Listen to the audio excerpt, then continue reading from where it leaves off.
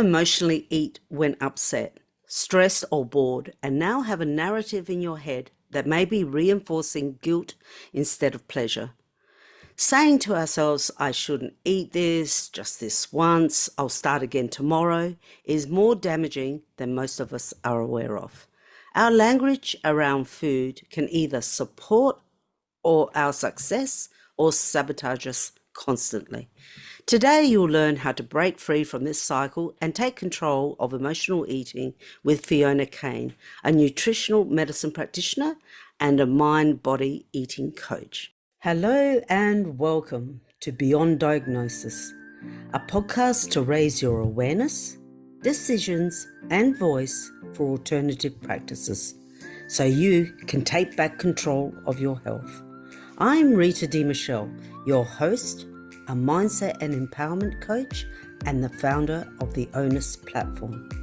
Join me each week so you can create the health of your dreams. Welcome, Fiona. Hi, it's great to be here. Thanks for having me. Oh, it's good to have you, and what a subject we're going to be talking about.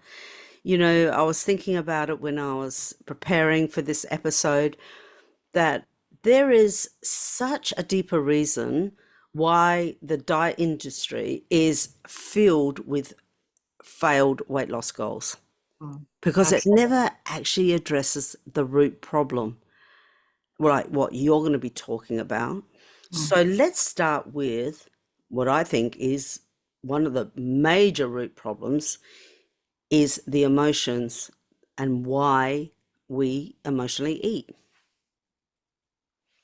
Yes, well, if you think about it, it often begins even when we're much younger, when we're children. And Mm. my experience living in Australia anyway, I can't speak for everywhere, but my experience is when a small child gets upset, crying a lot, a bit of out of control or whatever.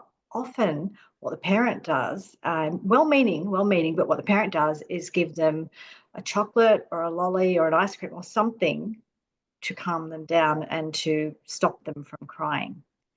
And so, very, very quickly, we learn that a really, really quick way of changing our behavior or changing that feeling or numbing that feeling is with some sort of sugar or some sort of food.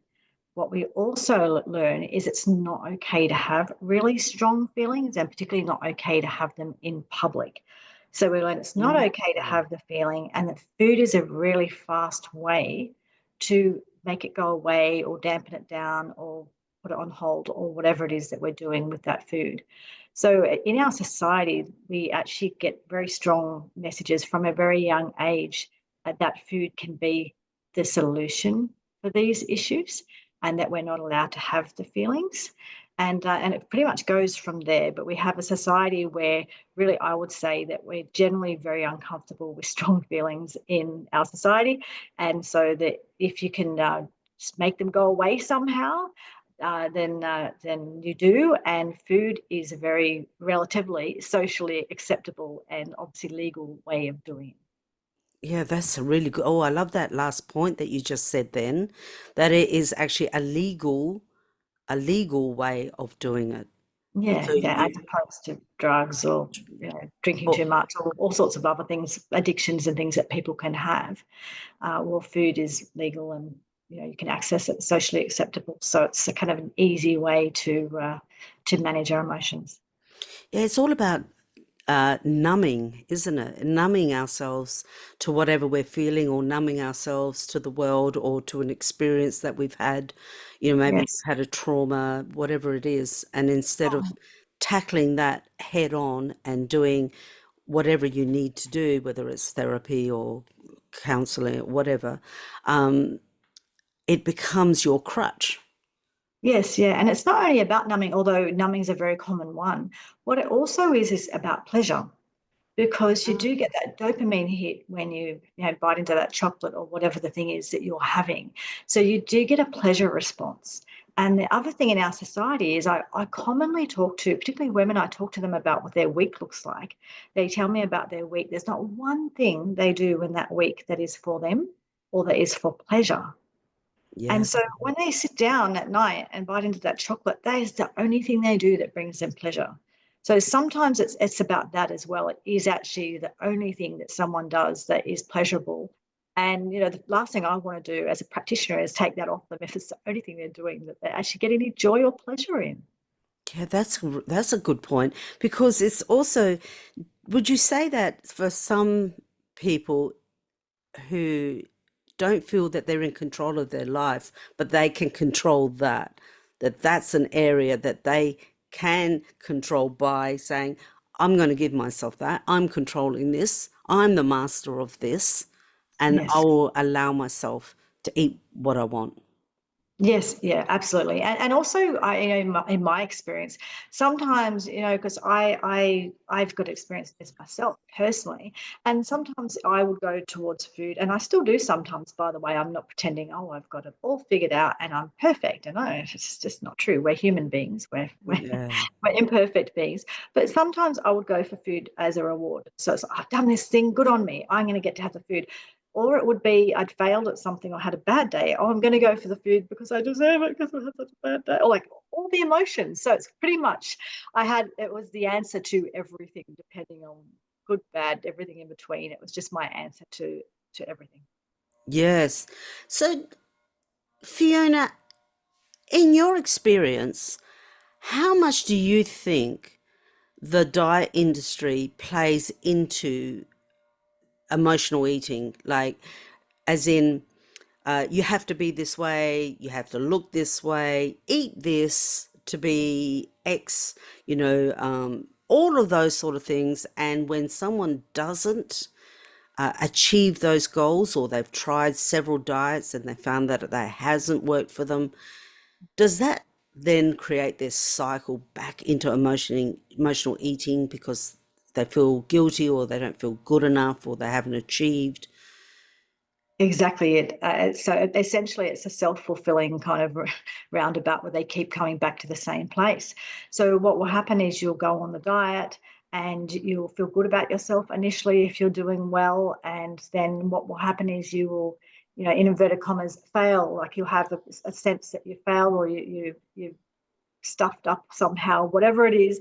And then you'll feel a sense of shame because you'll think that the weird thing is, as human beings, is we think that everybody else has got it figured out except for us, which is Mm, like nobody's got it. Seriously, nobody's got it figured out. We just have better or worse at different times, but we think that everyone's got it figured out. So what we think is, okay, there's something wrong with me.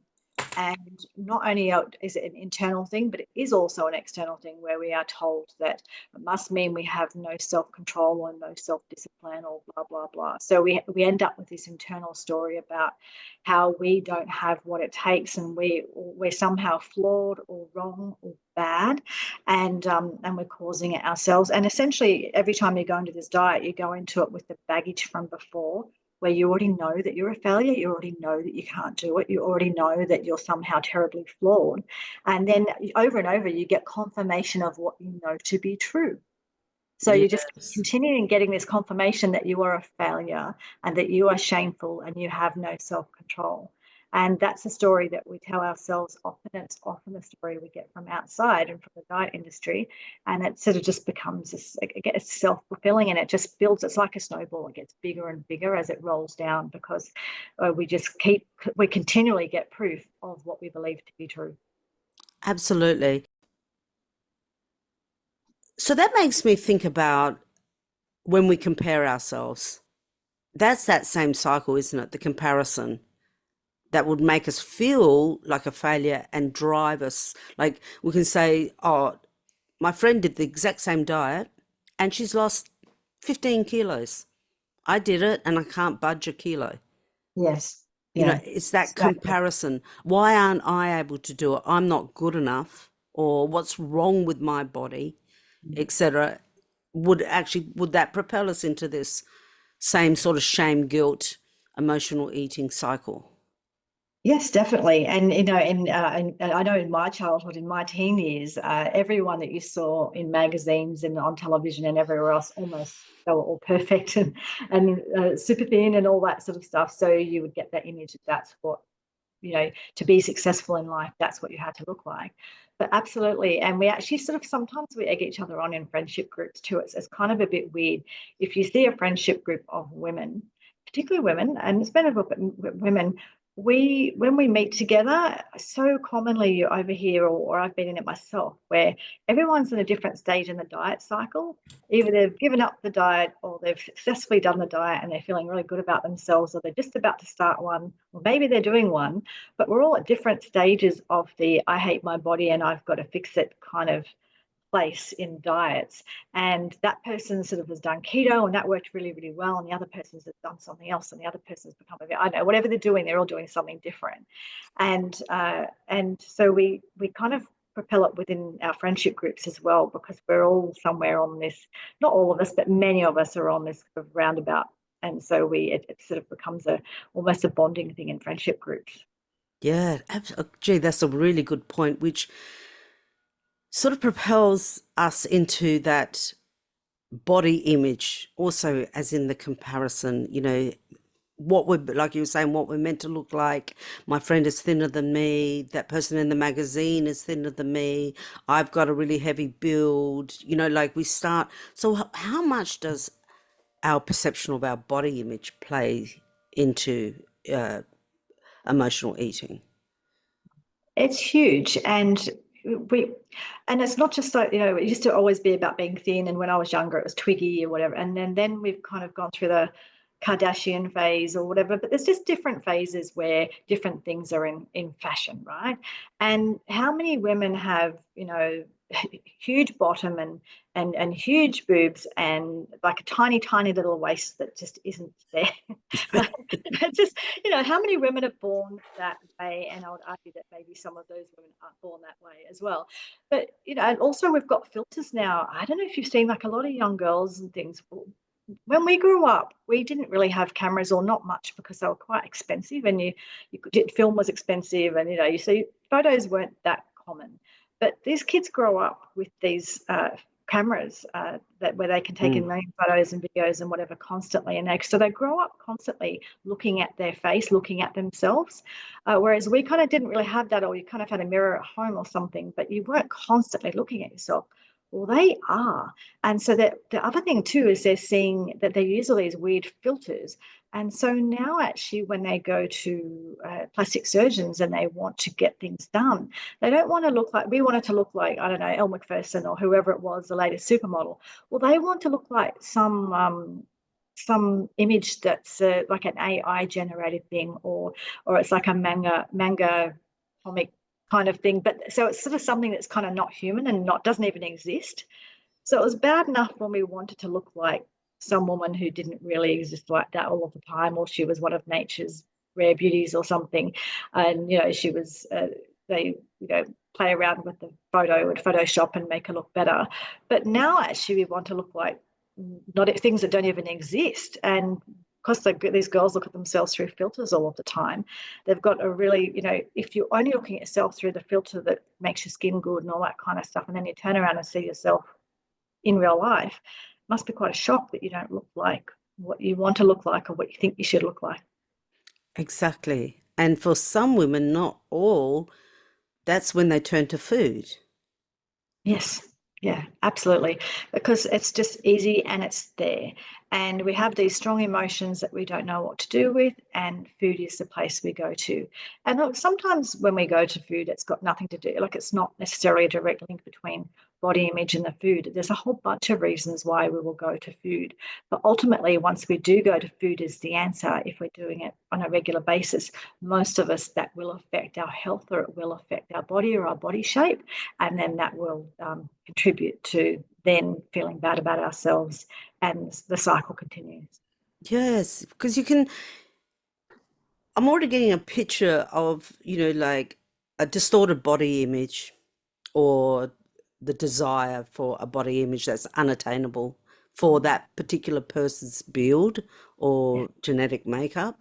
And then they've tried X amount of diets and they haven't worked. So I'm already getting a picture of this give up. What's the point? I may as well just eat, Yeah. just give myself what I want then. Yes, yeah, and that's exactly what happens. And so I understand where that comes from. And then to add to that, and this is probably a whole other topic, but there's a lot of issues around in regards to weight and weight loss. There's a lot of things that affect weight, and we do know that now actually we are changing genetically. So I think as, there are some bigger challenges around weight and weight loss and body size that we're having now that we didn't used to have, and I think that some of those relate to whether it could be xenoestrogens in the systems and pollution and all sorts of other toxins and whatever it is that have now affected us genetically. And so I think that there's so much going on in regards to what can affect our weight, and so many extra challenges. And it's always coming back down to, no, you're a glutton or you're a sloth. That's the only reason you could be overweight. And it's just so much more complicated than that. Yes, what we eat matters, and taking responsibility and eating well and all of that, of course it matters. But there's just lots of aspects and lots of health reasons why people might be having challenges with weight. But we always bring it back to, no, if you're overweight, you're a glutton or a sloth or both. And so that just, keeps us in the same place. Yes, absolutely.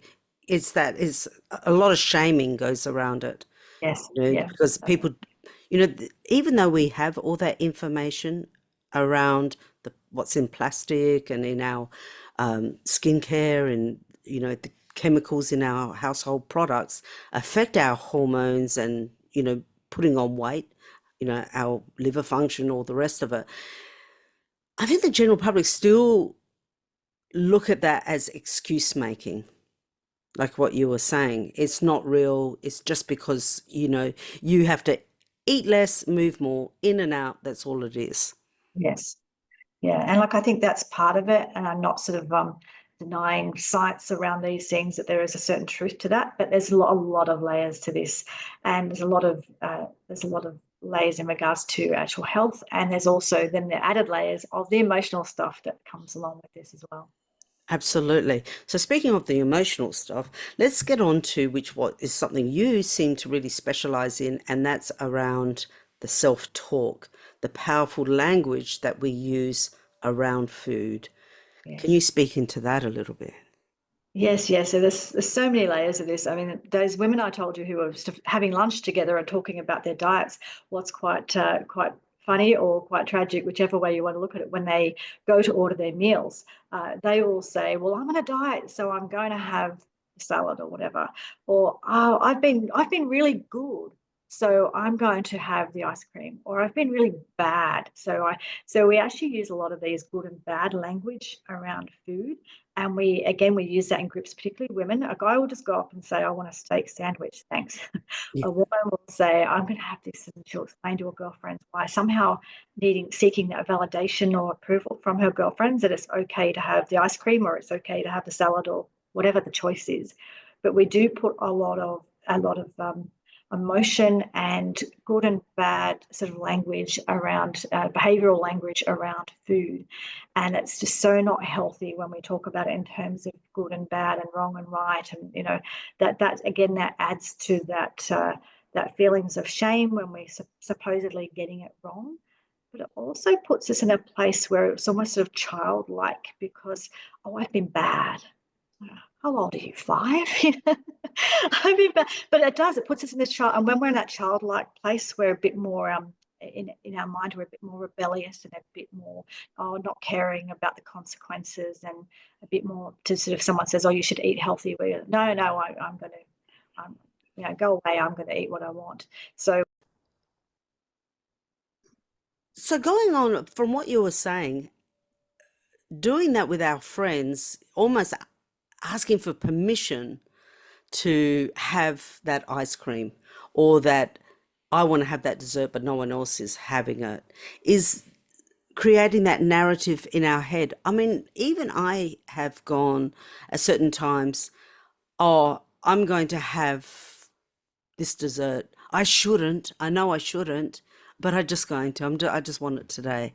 It's all that "I shouldn't, I couldn't, why am I?" It's all of that that creates this compounding this emotional eating, is it? yes, yes, it is, because it's What it is doing is it's just constantly using these really strong emotive words as well that sort of put Mm. us in a place. And when we use a lot of emotional language around food, that is a real problem because it just keeps coming back to the same thing. So, look, I use this language myself sometimes. I'll hear myself saying it and I'll think, oh, goodness, you teach this, Fiona. What are you doing? I would use it as well. But when we use this language, what we do is we just stay in this place of shame and blame and judgment and all of that sort of stuff. And we've got to see when we choose food, we need to take ownership. So what I say to people is, if you go out and you want to have the ice cream, go and have the ice cream and enjoy it. If you actually allow yourself just to choose it and just to have it and not to ask for any forgiveness or explain or any of that kind of stuff, generally speaking, we are fine. But when we do all the shame, blame, and judgment around it, that's actually what causes us to have more of the emotional dysregulation, which causes us to want more of that kind of food.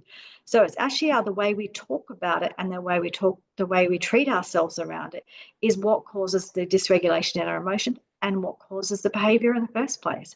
So I just take ownership. If you really want to have ice cream and enjoy it. But it's because we put so much shame around it and so much language around it, that's actually what causes a problem in the first place. Yeah, gee, that's a good point. That really is. And Fiona, so we've identified that the self-talk and the type of languaging that we use, which is, what you've mentioned around shame and guilt and shouldn'ts and all of that sort of uh, language. What is some of the positive language that people can adopt to start reframing what they're saying to themselves? Yeah, so I would say a few things. So one is, instead of saying I'm on a diet, I always encourage my clients to say I'm on a food adventure. Oh, I like that. So essentially, it's a food adventure to find out what nourishes me. So I'm making a choice to nourish myself, and I'm choosing this food because it nourishes me. And so I talk a lot about nourishment with my clients, and a lot of the time with food too. It's actually just a very scientific thing. So it's kind of, I want to have this meal because I know that when I eat this food that I feel really balanced for the rest of the afternoon and I feel really good. As opposed to I should have this food because it's good for me and it's healthy and I'm supposed to. So when we kind of connect the food to how we feel and our performance, and it's a very scientific, no, I'm going to have this salad with some chicken because I know that that will make me feel good and energetic throughout the afternoon. That's just that there's no emotion attached to that. And that's a good thing that there's no emotion attached to that. But the other thing that we do is we often label ourselves. So we say, I'm an emotional eater, or I'm a food addict, or I'm a binge eater, or we name ourselves something. And so the other thing in regards to language is to actually separate yourself from your behavior. So you can say, Mm. sometimes I emotionally eat, or sometimes I binge eat, or sometimes I feel like I'm addicted to whatever it is. But it's one thing to say that it's an action that you do sometimes. It's another thing to say that you are the thing. Because when you say you are the thing, like if I am an emotional eater, there's nothing I can do about that because it's who I am. And it's not who I Mm. am, it's actually just a behavior. And so why can't I change a behavior? I can. So we need to be aware of how we label what we do around food, because we label it in such a way that we fence ourselves in and to keep repeating the behavior. Wow. Wow, that is so true. So when you say about taking ownership, it is taking ownership of the behavior, not taking ownership of making I'm an emotional eater your identity. Yeah, well, it's not about fixing you because you're so flawed and so bad. It's actually just about saying, okay, I emotionally eat sometimes. All right, what is emotional eating? Well, it's data, it's information. It's information that you're getting to tell you that something's not quite right. Now, if you're doing it occasionally, it's fine. But if you're doing it all of the time and it's affecting your health, then it's information that something's not quite right. So now I have this data, now I have this information, I can start to look at what's going on. So is Mm. it because I have no joy in my life? Is it because I'm trying to numb a situation? What's going on? But I can explore that a little bit now and know that, okay, that was the information for me, a sign or symptom, as it were, to let me know that something's not quite right. And it's not an indication that I'm flawed and terrible and bad. It's just an indication that I'm actually doing a behavior that's not helping me, and I wonder why. It's exploring those emotions, isn't it? And it's Like, becoming curious rather than just being judgmental. Be curious. that is, I just did a podcast before this one, which was, very much about language as well. And she stressed curiosity as well. And I'm finding that across the board, curiosity keeps coming up as a major player. So Yeah. it's about replacing judgment with curiosity.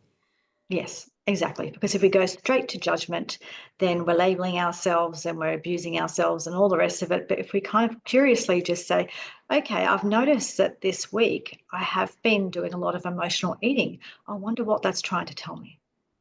Mm, Exploring that, and it tells me I'm overworked, or I'm exhausted, or I'm not being heard, or I'm just feeling really sad because of whatever the thing is, right? But it's just sort of being curious about what's going on. So instead of turning the behavior into who you are, labeling it and hating on yourself, how about just notice that it's a behavior and that it's a sign, it's a signal, and be curious.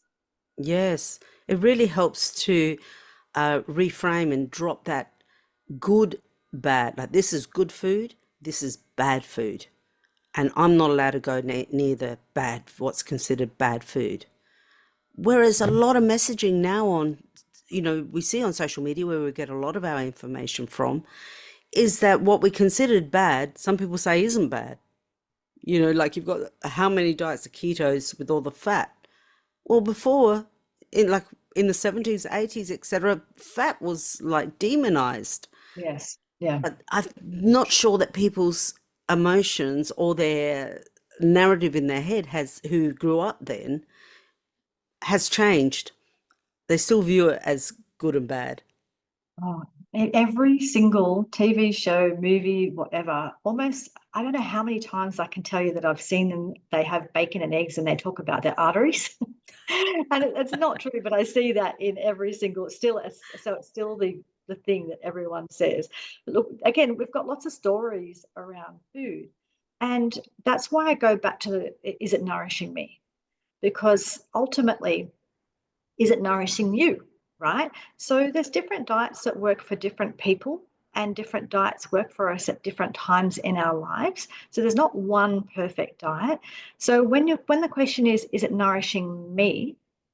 It just lets all of that stuff go, right? So are you well when you eat that way? Do you feel well? What are your blood tests like when you go to your doctor? Is it working for you? So if it's working for you, it's nourishing you, well, then that's the right diet for you. But that sort of allows you to let go of all the, is it evil, bad, good, whatever. And, sometimes, the ice cream, the way I put it, the way I talk to my clients about it, it is nourishing. It's nourishing the soul maybe a little bit more than the body. And so sometimes we just look at balancing out those, what's nourishing my body and maybe what's nourishing my soul to get the balance right. And that looks different for different people. Absolutely. I once had a very wise mentor many years ago, and he would say it's the 80-20 principle. Like, don't look for perfection, because the perfection is going to set you up for failure. That failure is going to drive you to emotionally eat. So 80% of the time, you're doing and eating what feels right for you. And 20% of the time is your go out, or you may just want that chocolate. Have it. But Yes, there's no guilt where the 80-20 sits. yes, exactly. And that's why you do it intentionally. If you do it intentionally, it doesn't have all the emotion around it. It's just, I want to have the thing and I'm going to have the thing and I'm going to really enjoy it. And then the rest of the time you make better choices for yourself. But when you do it under, oh, I should or could or couldn't or shouldn't or got all that language, it doesn't help. And your friend is right about the perfectionism. So perfectionism is one of the things that drives this stuff as well, because what we think we're doing is we think, oh, well, I'm going to do this perfectly. And of course we don't, because we're not perfect, and we mess it up and then we hate on ourselves. And what we do is we use perfectionism as kind of useful, because perfectionism is actually a get out of jail free card, because it gives you the opportunity to know that you can quit before you even start, because you know you can't do it perfectly anyway. Also, Mm. so yeah, it is. It's you can't do it perfectly, so you already got the get out of jail free card. So you know before you even start the diet that you're going to quit it. But the other thing too is, but it's also another reason to hate on yourself, because you did it wrong somehow, and you're human. It's not going to be perfect. So when I talk to my clients about going into a new lifestyle, dietary habits, whatever it is, I always just talk about, you're not on track, you're not off track. It's only ever about your next choice, because we get caught up on, either I'm on or I'm off, or it's good or it's bad, or it's right or it's right. And it's just food, and food nourishes us. And if we get the right balance for us, that's great. You're not Mm. on or off track. It's only ever about your next choice, because if it's only about the next choice, we can let go of whatever happened before today, or whatever even just happened 5 minutes ago. Move on, and it's only about your next choice. And if we do that, it makes it simple. But if we say, I've gone off track, well, somehow that feels huge. And somehow getting back on track feels like it's really hard, because I've got to do something really hard and difficult to get back on track. No, you don't. It's just about your next choice. Yes. I love that, the next choice. It just takes all the emotion out of it Yes. and just makes it a lot more logical. Like Yes. you've clicked in, it's like you've clicked in a bit of sanity around it. Yes. Because it can feel very out of control. Emotional eating can feel very out of control. And what I like about what you said about being intentional, because you you can go, I'm just going to have this one biscuit. And then all of a sudden you find that you've finished the whole packet. And you think, how did that happen? You're almost like you're asleep, when people just do things on autopilot. Yes. But bringing yourself back, maybe like you were saying, to become more intentional about it. You say, this is what I'm allowing myself, and I'm going to have one or two biscuits, and that is it. Yes. It's intentional, and it's conscious eating. So when you're what you were talking about before, when you have the whole packet, that's unconscious eating. And Yes. that will happen a lot when we deprive ourselves. So if we feel deprived, we want to have stuff. So the idea is to not feel deprived. And you don't feel deprived if you consciously choose something, and you choose what it is. So it might be different for different people. Some people might find it hard to only eat two biscuits. That just might be they just feel like they just can't do that. And some people can, some people can't. So there might be some other food that you can choose that still feels rewarding to you, but you're able to have a smaller amount, and you can manage that. We're all a bit different with how we react to different foods, or how we Mm. feel about different foods. When you do it consciously, you you're present, you know what you're doing.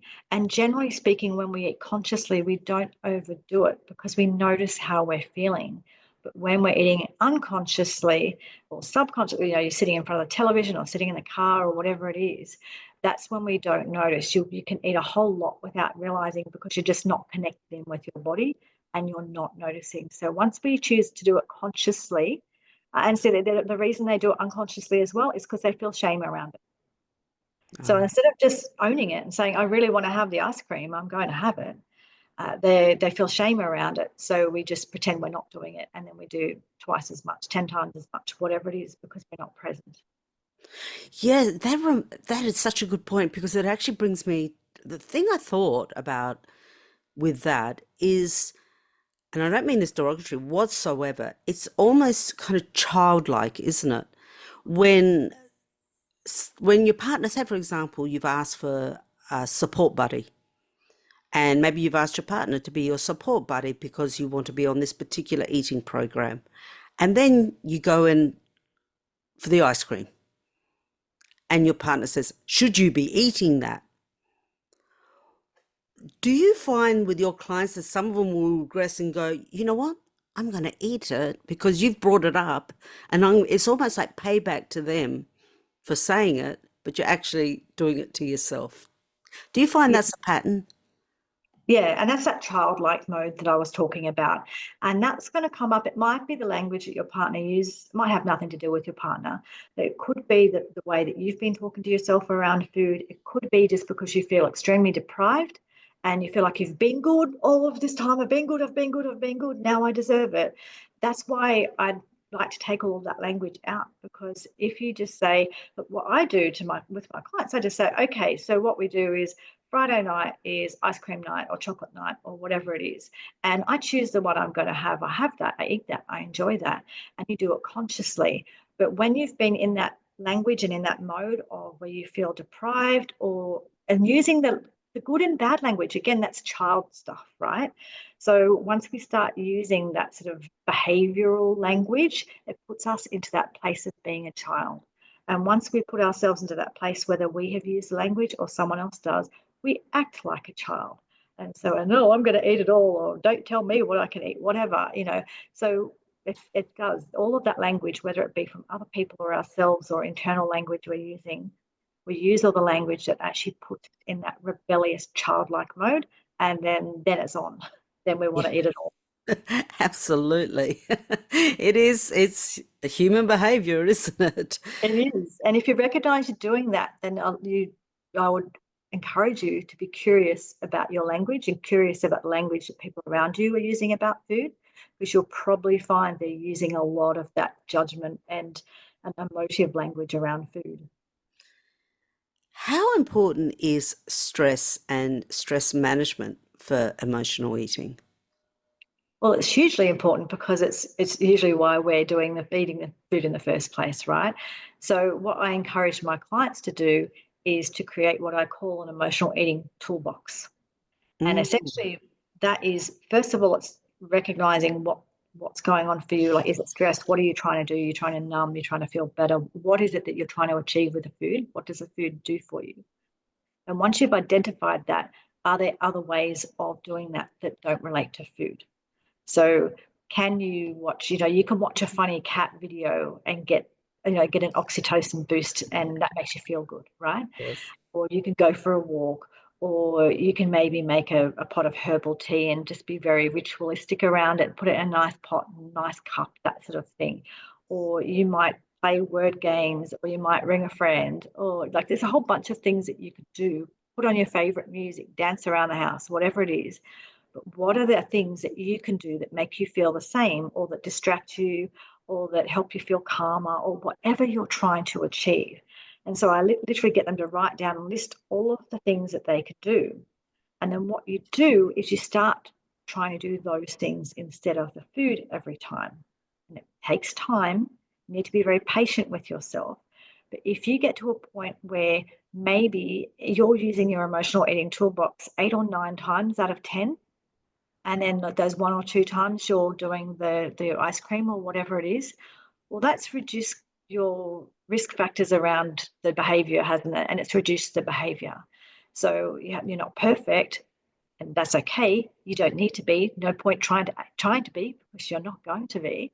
But you have now reduced your challenges around it by reducing it by 80%.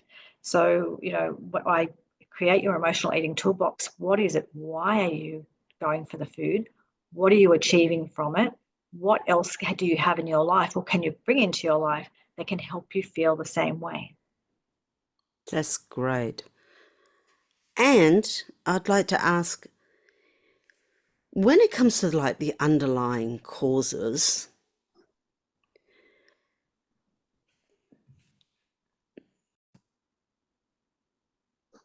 we all know now about the gut-brain connection. So, how important is a healthy gut microbiome as a driver for our emotions of whether we eat or we don't eat. Yes, it's very important. And what we have seen in studies is what they do is that mouse studies, if they've found that, depending on what sort of microbiome, what sort of bacteria that they have in their gut, they may be craving food more than if they're not, don't have that bacteria or have different bacteria. But what we also see is that in individuals, if that's why it's worth actually, I'm glad you brought this up. When you're looking at emotional eating, sometimes we are looking at emotions, but sometimes we don't realize it's maybe not caused by an emotional thing, it's caused by a physical thing. So maybe you do have that imbalance of gut bacteria, you've got some sort of bacterial infection. And when we have the wrong gut bacteria, it actually craves sugar because it needs it to reproduce. And Mm. so what happens is you're craving lots and lots of sugar because that bacteria wants to reproduce. And what happens is the more bacteria you make, the more you crave sugar, then you make more, and so on and so forth. So there could be a physical reason why you're actually going for the sugar. And what happens though as well is that your gut health does affect your emotions, and also the ability to make different enzymes and things like neurotransmitters. So serotonin and melatonin and oxytocin, they're the different neurotransmitters that we have in our brain that help us feel balanced or stable or happy. Well, they're actually made from protein. So you actually need to eat protein foods. But you also need to have the right gut bacteria because the gut bacteria is involved in their formation, but also involved in their ability to absorb the nutrition so that you can make those neurotransmitters. So there can be very physical reasons why you are going for this food and you're feeling emotional and you think it's only or all about the emotions when a lot of it can actually relate to your gut health. So it's vitally important that you address that as well. Or if you're doing these other things that are not working, then the missing link might be your gut. Yeah, that to know, I think for someone who, and I'll start with actually, you said the absorption. Because if you're not absorbing the nutrients or even breaking them down, well, then your body doesn't not always think that you're still hungry. You're always starving because it's registered food, but it's not getting the right nutrients it needs to for building blocks for survival, etc. And then that propels you to want to eat more because your body's thinking, I didn't get what I need. Yes, yes. In fact, the body looks for protein because it needs it for survival. And if it's not getting the protein, so maybe you're not eating it or you're not absorbing it, then yes, it will actually keep you eating until you get the protein. And so that's why one of the reasons why we tell people to have protein with their food. For many reasons, it's used for a million things and it helps balance your blood sugar levels. But also, yes, you will keep looking for it until you get the protein.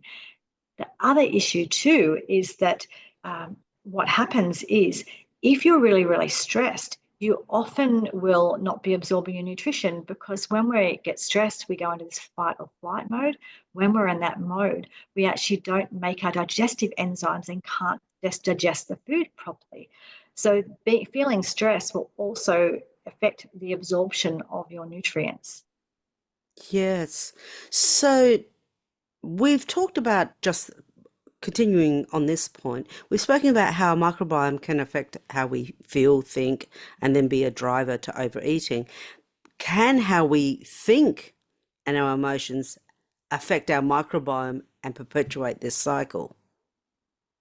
That's a good question. I suspect it could, and I don't know if it's because directly your thought changes your microbiome, or if it's because your thought changes your behavior, and then Mm, then you're eating a certain way, and that changes your microbiome. I'm not quite sure. But I think that a lot of these things, a lot of this mind body stuff, kind of does work back and forward both yes. ways. Because we even see the same thing with, doing power poses and things like that, that our posture, like when you're in a sort of a poor posture, that affects how you feel about yourself. But when you feel bad about yourself, you often will sit in a poor posture. So it's the same thing. So I suspect it's a similar thing. But your behavior will change if you're being really, really negative, and that will also change what you eat. So yeah, I don't know. Yeah. Well, from what we've spoken about is, we emotionally eat for several reasons. whether it's for pleasure, or there's shame around it, or there's trauma. We have a certain language that we're in that mode. We have a certain language that then makes us feel guilty, or we compare, or we sabotage ourselves. There's been so many things, and now we're speaking about the physiology that may do that, and being stressed. So I guess trying to do many sort of things like yoga or meditation to reduce our stress, and being more mindful and intentional about what we're doing. So to finish off today, what are some of the tools that you would recommend that someone could start doing today after listening to this to help reduce their desire to emotionally eat? Yeah, so there's a couple of things. So the first thing would be before meals, I would encourage you to do a breathing exercise where you breathe in for 4 seconds and out for 7 seconds. And you do that for 1 minute. So that's 6 breaths. In for 4, out for 7. Because what that will do is take your body from being in fight or flight and put it in rest and digest, which is where you need to be to feel calm, but also where you need to be able to digest your food. Mm. The other thing I would recommend is ensuring that you have protein with every meal, whatever protein you choose, but whether it be vegetarian or whether it be a meat protein, but to have protein with every meal. Because when you have protein with your meals, it balances your blood sugar levels, but it's also what your body uses to make a whole bunch of neurotransmitters in your brain that will help you manage stress. And I guess protein also helps you to feel fuller, so you don't go into that deprivation mode. You don't. Yes, yes, exactly. So if you're dealing with the physical needs of the body, so that's the thing. It's like if we deal with the physical needs, if we rule out the physical issue, then there'll be less of an issue because you're not going to be feeling hungry because you actually are hungry because you're not eating well or you're not eating enough or absorbing your food. So if we kind of rule out the physical needs and make sure we look after ourselves physically, that will reduce how much we would be getting those blood sugar drops and then craving food because we've got low blood sugar. Yes. Look, this really sounds like, it's not a one-time thing. It's a lifestyle change, isn't it? Yes, yes, it It's, is. yeah, it's not the next fad diet. That's not going to do it for you. No, no. And it's just getting a feel. And over time, that's what I said, a food adventure, getting a feel for what foods really nourish you, what foods give you energy, make you feel well. Protein would have to be part of it, but different amounts, different ones for different people. That's fine.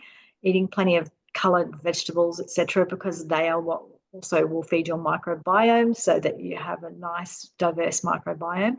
And when you're eating in this way, you'll be really balanced and feeling really good. And it'll really reduce a lot of this emotional aspect, or at least rule out the physicals looked after. Now what's left over is just looking at the emotional stuff. What's going on there? Yes. And I think one of the biggest key takeaways is if you want the biscuit, if you want the ice cream, have it. Just drop the guilt. You Yes, don't, but be intentional. Choose it. yeah, Choose it and don't ask for permission. Don't ask for forgiveness. Choose it and enjoy it and then move on.